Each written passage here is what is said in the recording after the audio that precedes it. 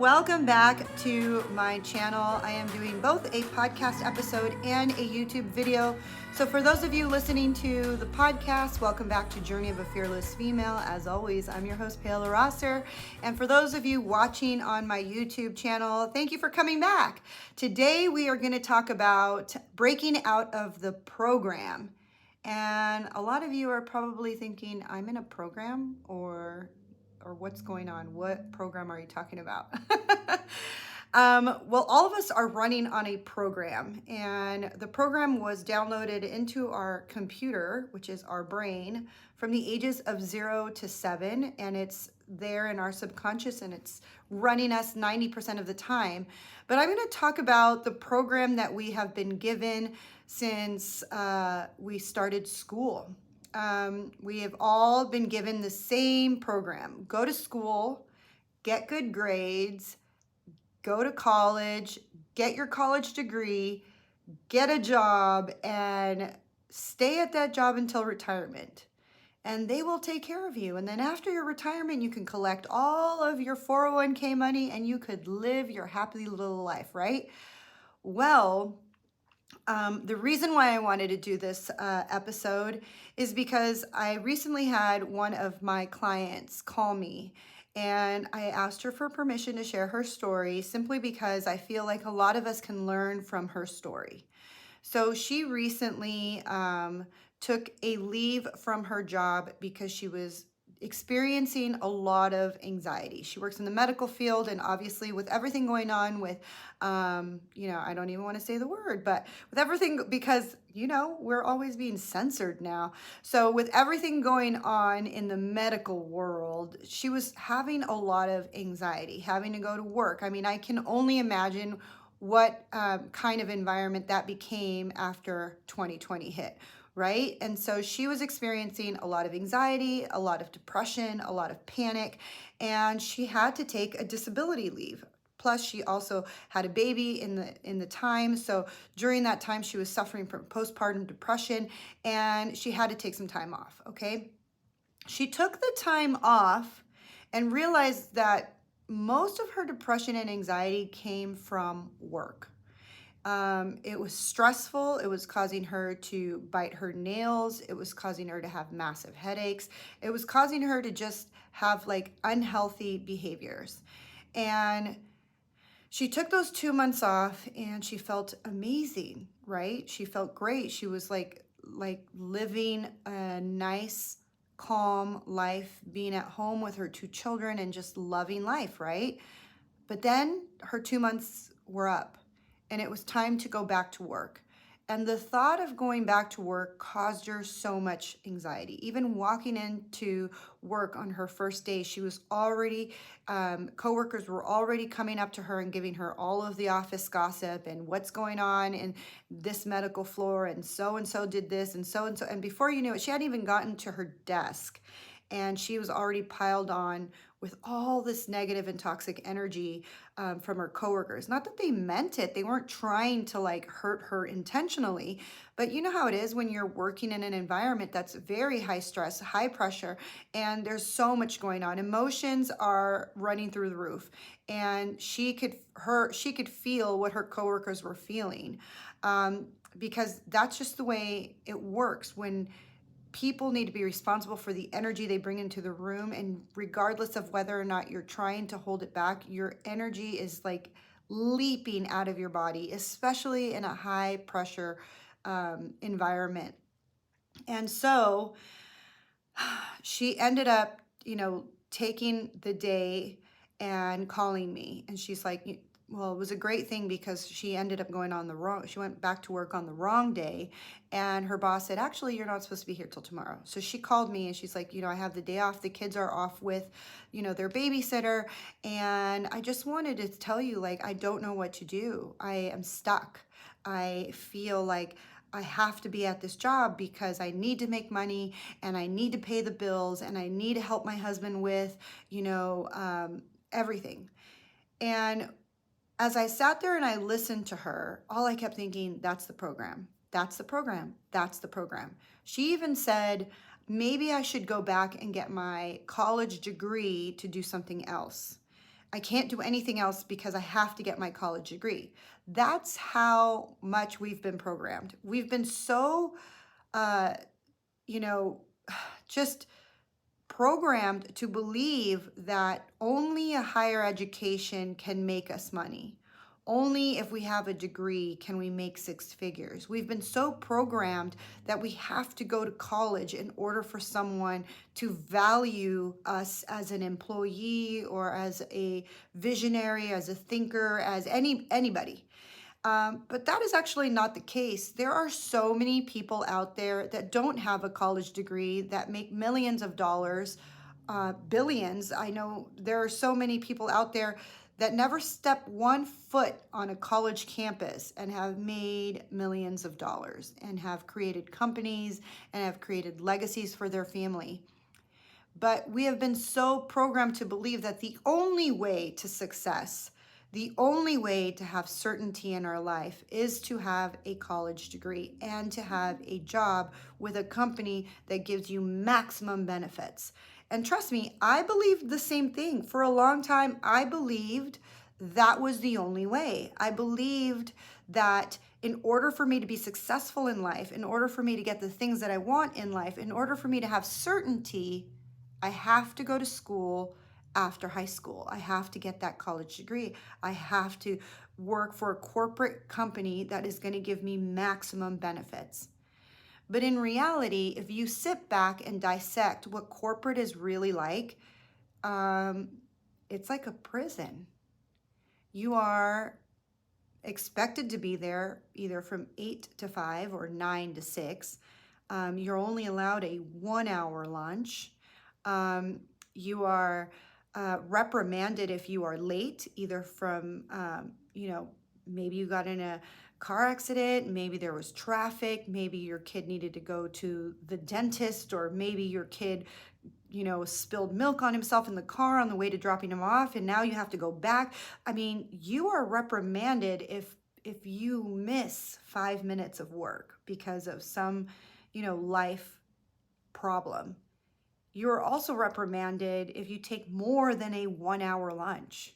You're also reprimanded if you ask for more time off than your allotted time off when you sign your contract. So most people sign a contract of employment and it says, I will only have 2 weeks of paid time off, and I will only get those 2 weeks once I've been here for more than 90 days. If you think about it, the whole system, it is like a prison sentence, and you have to be stuck to your desk doing the work, punching the numbers, and showing up and acting a certain way. Some people have certain corporate cultures.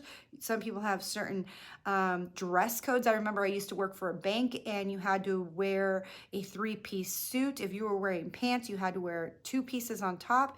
If you were wearing a skirt, you had to wear nylons. You had to wear closed-toed shoes.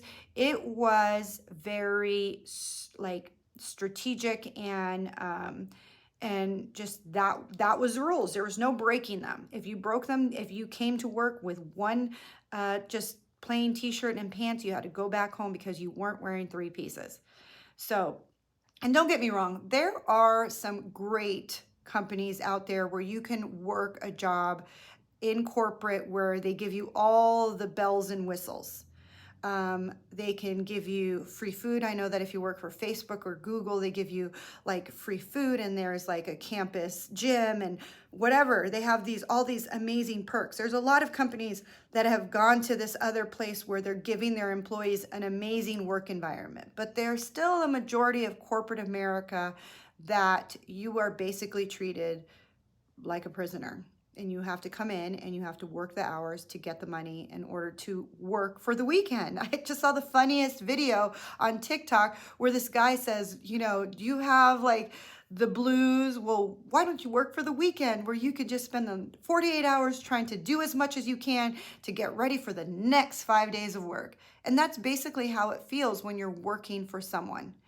And that's the program. We're all left to believe that is our only option in order to have security, in order to have money, in order to have a retirement plan. And that everything else is pure risk. Being an entrepreneur is risky. Trying to do something on your own is risky. Opening up your own business is risky. Everyone that doesn't go down the path that we've been programmed is taking a risk. But who says that anything great ever happened without taking a risk? And so this is why it's so important for us to figure out what the program is that is running us and how to implement a new program. So as I spoke to my client on the phone that day, we broke it down because in that moment, especially when you're in this emotional state, like if you watched my last video when I was talking about how I was on unemployment and living in my small studio apartment and being completely depressed, I couldn't see anything outside of that black circle. I couldn't see any options. I couldn't see any solutions because my brain had completely shut down because I was emotionally tied to the fact that I lost my job. So here she is, she's emotionally tied to the fact that she has to go back to work, even though she doesn't want to. She wants to stay home with her kids. She's emotionally tied to that, man, I have to do this. And she was using words like, I am stuck. I don't want to, but I have to. This is my only thing that I know what to do. See, when you start using words like stuck and only and, I can't or I don't know how, then your brain just automatically shuts down. I'm reading this new book by Dr. Helmstetter, What You Say to Yourself Matters. I think that's what the title is. He says that the language of self-talk is the language of success. And once you learn the language of self-talk, you can actually reprogram your brain. He is one of the few people, not few, because a lot of people believe this, but a lot of people believe that our brain is like this supercomputer. And whatever program you tell this supercomputer on a repetitive cycle, it eventually wires your brain to believe that. So if you tell your brain the only way to get a job, the only way to be successful is to get a college degree, get a job, and work at a six-figure company, then that's what you will believe to be true. And that's what happened to me. I spent my whole life thinking that that was the only way I was going to be successful. That was the only way I was going to have certainty. That was the only way I was going to have money, was if I had a job at a corporate job making six figures. But I wasn't happy. I was completely unhappy. I was actually like my client. I had a lot of anxiety. I had a lot of stress because I was a property manager for 10 commercial buildings at one point, and I was stressed out. I had major migraines. I remember once I had a twitch in my eye and I went to the doctor and I was like, what's wrong? Why is this doing it? Why can't this stop? And he's like, you're just stressed out. There was no pill he could prescribe me. There was no easy solution. It was just basically calm down and your eye will stop twitching. I remember having heart palpitations.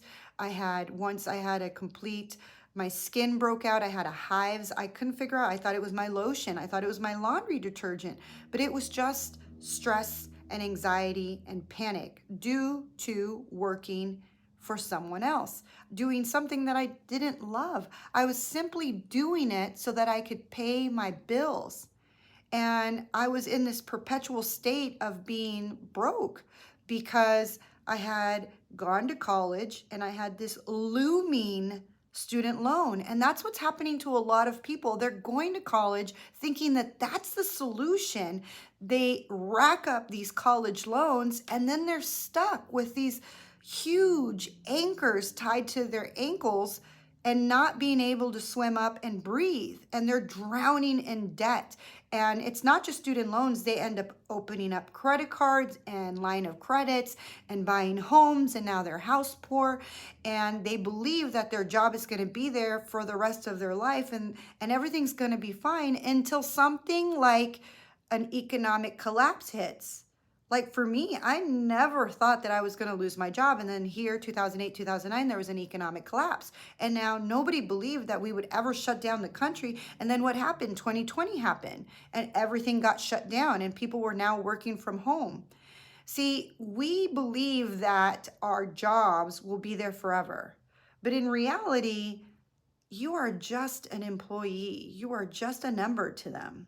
So if they have to let you go because of economic reasons, they will let you go in a heartbeat. they won't even think twice that you are a single mom of 2 kids, or that you just recently got divorced, or that you have no money in your savings account, or that you're drowning in debt.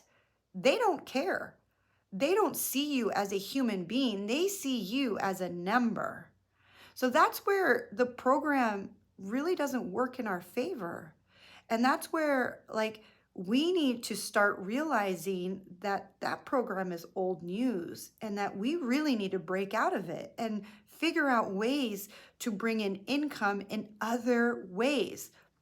So going back to like when I lost my job in 2008, 2009, when I finally got to this place of understanding that gratitude could really change your life, and I really did a lot of emotional work past getting fired, I started to read my friend Michelle. Shout out to my friend Michelle. She's a lifesaver. She gave me the book, and some people don't like him, but this book really helped me. It was by Dave Ramsey. It was called, God, why can't I think of the name of the book? It was called The Total Money Makeover. Okay, yeah, and a lot of people don't like him because he's very controversial. He talks a lot about religion, but setting religion aside from the book, his ways of getting yourself out of debt were pretty easy and had very simple, actionable steps. And for me, that's all I needed was actionable steps to get myself out of debt. And one of the things that really stayed with me was he said, we all have 24 hours in a day. What are you doing with your 24 hours? And at that time, I had gotten a new job and I was still drowning in debt, but I was coming home and just watching TV and basically watching TV and movies and Netflix and Redbox back then. And I realized I need to do more with my time.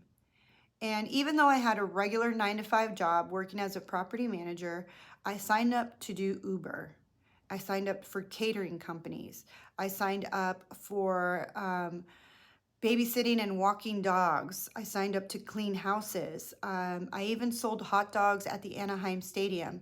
And every weekend and every weeknight that I wasn't tired, I would either turn on the app to Uber or I would find someone to do work for. Like, hey, do you need your house cleaned? Hey, do you need your dogs walked? Hey, do you need help with this? And I made $20 here and $40 there and $200 there and $400 there. I catered, I bartended, I did all kinds of things side hustles, in order to make up the amount of money that I want. And at one point I even gave myself a quota. If I can make an extra $200 a weekend, that's 200 times 4, that's $800 a month that I could toss to my credit cards. That's an extra almost $1,000 payment to my credit cards. And so that's what I was doing. I was giving myself a quota. If I could make it to 500, if I could make it to 800, if I could make it to 1,000 extra a month, I could take it and make an extra payment on my credit cards. And eventually I paid off all my debt. I was credit card debt free. And then my next thing was like, I'm going to pay off my student loans. Now, taking it back to my client who came to me when she was like stressing out about having to go back to her programmed job. I told her, let's think outside the box. Because in that moment, remember, she was stuck in her emotion of, oh, I can't, this is it, this is the only way, I'm stuck, I have nowhere to go. And honestly, when you are in a corporate job that you hate, that you absolutely loathe, like that gives you hives just even thinking about going there, you can't see outside the box. You really do feel like you're a prisoner and you can't escape. So when you go to someone else who's outside of the box, like a life coach or a spiritual mentor, they can actually help you see the way out. And so that's what I was trying to do with her. I broke it down with her like this. So if you're listening to this and you're thinking, I need to know how to get out of my job because I hate it, then you're listening to the right episode. We sat down and we were like, okay, how much money do you need to make in order to replace the income of that job?